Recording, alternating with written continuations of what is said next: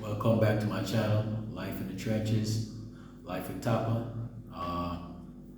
Today we're going to be talking about a situation that occurred with me while I was in the penitentiary. See, a lot of people, they talk about one side of the game, but they don't talk about the other side. They don't talk about what happened to them while they were in there. So today I'm going to be talking about myself and what took place. This is just one of my situations. I just got to the penitentiary fresh off the street. And I'm not going for anything because at the time I was young and I ain't know what the heck they expect. So therefore I wasn't going for nothing. I had a situation with a young dude where me and him was basically we talk and everything, and he called me a name one time and I'm like, oh, listen up. I listen up very carefully.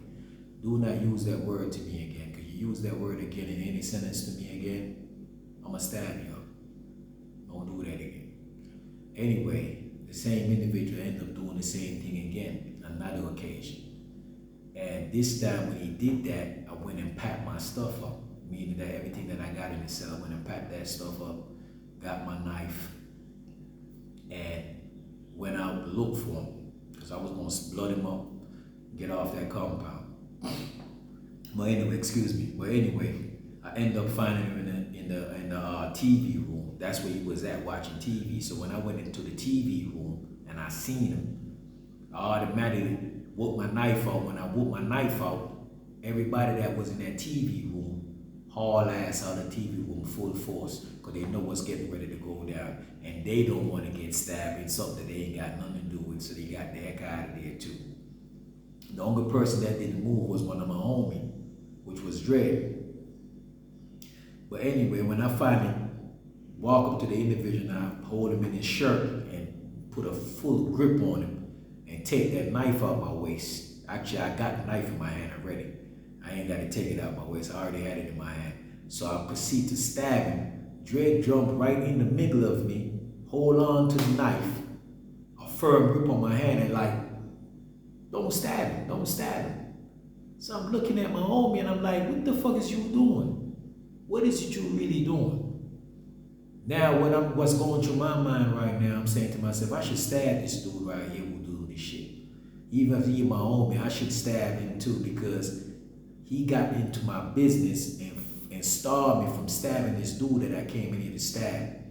And he hold on to my hand firmly, even though I'm fighting him to I'm me and him going into it. I'm like, nigga, get your fucking hands off my motherfucking hand before I kill you in here too. He telling me, yo, because, they called me Flex while I was in the Jones. That's what they called me on the street. But, while I was in there, they called me Topper too, so I ended up coming out with that same name, using that name Topper. That's why my channel is called Life with Topper. But anyway, make a long story short, me and him got into it, and I'm like, nigga, why is you holding my hand? Why are you stopping me from stabbing this dude? He said to me, stay, Flex, don't stab him. Please, I'm begging you, don't stab him. Don't stab him. Don't stab him. And looking back on the whole situation, I was glad, because that dude would have died on me that day. Because the knife that I had was so long. My knife was like this stark, no bullshit, and real sharp. I was going to push it straight to him. And if I'd have did that, he'd have died right there and on me. And not only he'd have died on me, them dudes who run on the TV room, they'd have testified against me. Because the situation happened after that, where a lot of them dudes in the unit, they went and testified. So I know I would have been hit with a murder charge right there in prison over this dude, and I'd have been stuck. I wouldn't be right here telling you this story right now. But anyway, make a long story short, shout out to Dread wherever you at. I appreciate it. I would love to find you right now, because I want to tell you, man, I appreciate it. Thank you for stopping me from killing that dude. But anyway, make a long story short, he stopped me from killing the dude. So while me and him arguing in there, the dude was from DC. I caught my case in DC too. But anyway, make a long story short, his homeboy got whiff of what was going on, so they came up in the TV room to come investigate what was really going on and why the commotion up here going on. But anyway, I end up, when I seen them come up in the TV room deep, I end up letting the dude go. Got the heck out of the TV room and told them, man, y'all need to talk to y'all homie, man, because he won't mess around and maybe kill him up in here. You need to talk to me and get out of there. The whole purpose of getting out there that me no nigga can't come up in there deep on me and I can't get out there and the nigga trap me up in there and kill me. But anyway, I got out of there. So now I'm in the unit and I'm standing up with my back against the wall.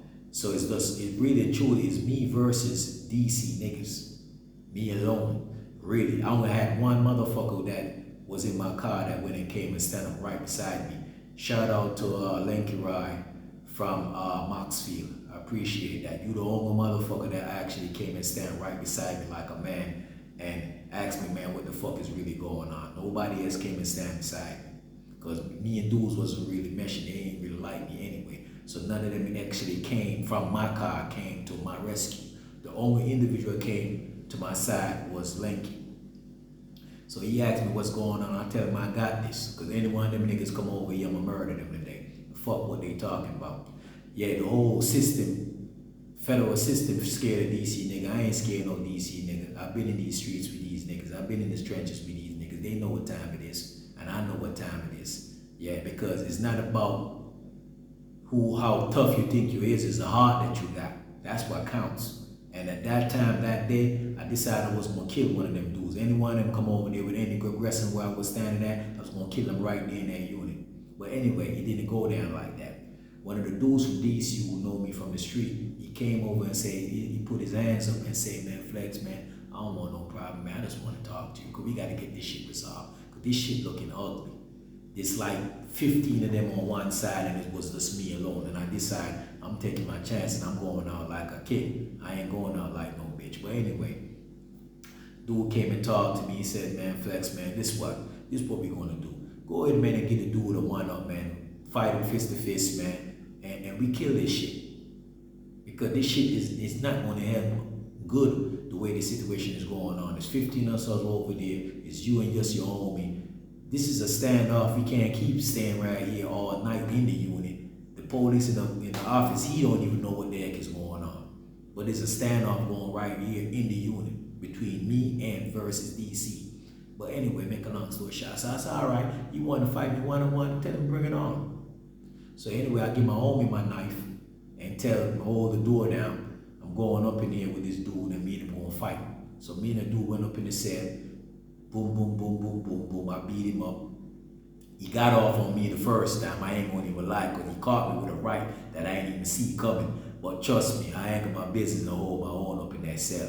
But anyway, make a long story short, after coming out of that cell, you know, me and DC niggas, they had mad respect for me. You know, we squashed that was over with.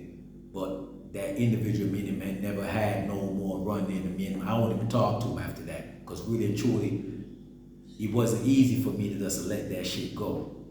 Because I really don't normally let shit go. I take that shit all the way to the end. But anyway, I ain't had to do nothing to that dude. And he ended up getting to another situation months later and getting fucked off. Well, I seen it with my own eyes. His whole teeth got knocked out, all kind of stuff happened to him. So, you know, it is what it is. Life in the trenches, it shit get real. But, you know, that was a personal situation that went down with me in the BOP. You know what I'm saying? And that's how it went down. You know, I went to go stab a nigga and a nigga stopped me. But I'm glad the nigga stopped me, because if he never stopped me, I'd end up killing that nigga.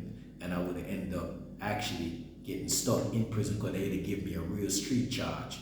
They would have given me a murder or attempt murder charge, which I'm already in prison for already. So I had to, I give thanks that it played out the way it played out, because it could have got real ugly. I could have lost my life that day, or I could have took a life. So that was a good situation for me to come out of that situation without hardly any scratch or nothing. You know, that's a fist fight. You know, I never got charged for that because they never caught me. But anyway, make a long story short, I was glad the way the whole thing turned out. Respect Dre wherever you at. Enough respect to Lanky wherever you at. But matter of fact, I know where you at, and I'm going to be getting at you real soon. I know you're still in the feds with a life sentence, and I'm going to be getting at you. Secondly, if you like this video, make sure you subscribe, hit the like button, follow, or comment.